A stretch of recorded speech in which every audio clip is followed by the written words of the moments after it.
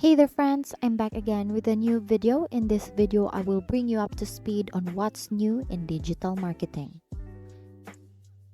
Digital marketing is constantly evolving and it's crucial to stay updated with the latest trends. So let's jump right in and explore the exciting changes in the world of digital marketing. First off, one of the game changers is the rise of video marketing.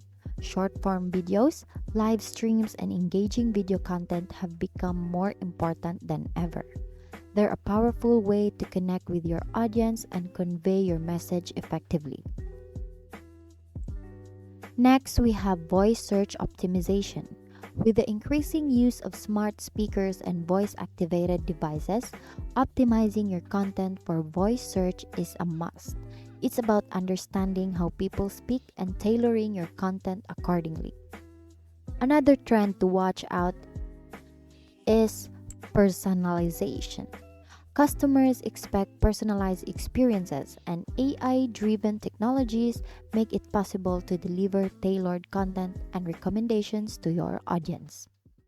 And don't forget about social commerce. Social media platforms are becoming powerful marketplaces where you can sell directly to your audience. Integrating your products with social platforms is a great way to boost sales.